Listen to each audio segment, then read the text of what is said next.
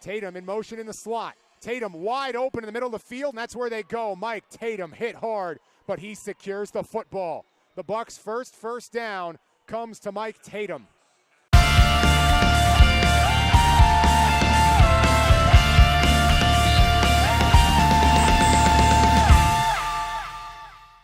What's up, Bucks fans? Here with the top target for your team here in these first couple of weeks, Mike Tatum. Mike, bit of a reunion game for you this weekend. You were on the Sioux Falls Storm for a long time. We'll get to that in a minute. I want to go back, though. High school football for Mike Tatum. Columbus, Ohio, kind of a football hotbed here in the Midwest. What was that like for you? Columbus football has always been great. My high school has been to the state championship the last, I want to say, 10 or 11 years. And, I mean, it's been a great journey, man, coming from where I come from to where I am now. Then you go straight from that basically into the indoor game. You know, you have a couple steps here and there in the in-between, but you really had to showcase your skills. What was that almost audition like to be able to make it straight into the indoor football league? For me, not knowing anything and then just going out in some Jordans and some shorts and then running a fast 40, then be asked to come to camp. I mean, it was a dream come true, and ever since then, the sky has been the limit. You've been all over. I mean, you've been on teams that don't even exist anymore. What's been the key to kind of staying ready no matter what calls, even if a team disappears, you're at the next one the next day?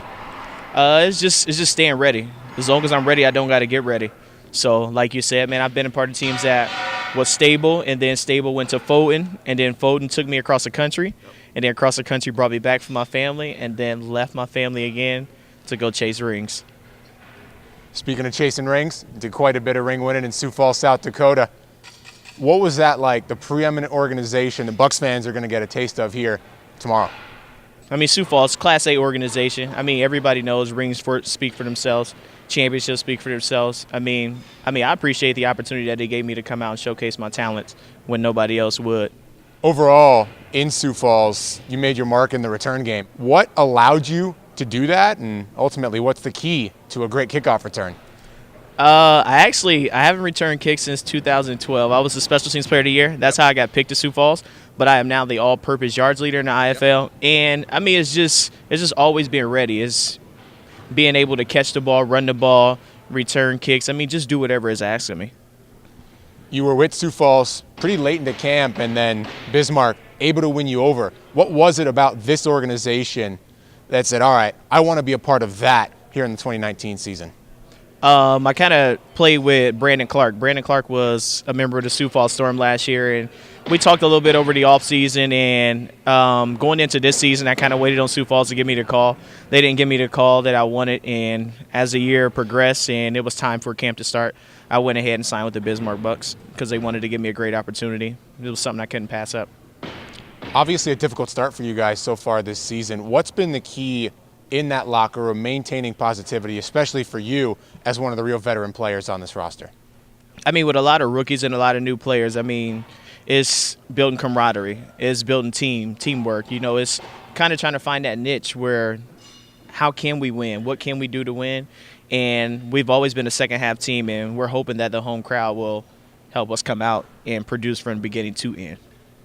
Difficulty for you, 2 weeks, two different quarterbacks here for the Bucks. How have you had to adjust here from John to Homer and maybe back and forth here? We'll see. You're right. It is two different quarterbacks. And, I mean, at the end of the day, the plays don't change. I mean, the only thing changes is the signal caller and the person that's going to be throwing the football. But as long as they know where your targets is going to be, you're able to pass, run, and do whatever is expected of you. We're pros. Obviously setting up this field here, but tomorrow you'll be on it. What's it going to be like when you come out, you see that Storm logo on the other side, an organization you won 4 titles with? I'm going to tell you, like I told my teammates earlier this week, they were like, you really bleed red, white, and blue. And like I told them, I do. I do bleed red, white, and blue, but when I get inside of here and then the whistles blow, they are no longer my teammates. I don't know them. I don't respect them. And it's just going to be one of those type of things. I'm going to ride with my team and win with my team. It's going to be a good old-fashioned grudge match as the Bucks look for their first win of the year against the Sioux Falls Storm. He's wide receiver Mike Tatum. I'm Corey Brooks. We'll see you for kickoff.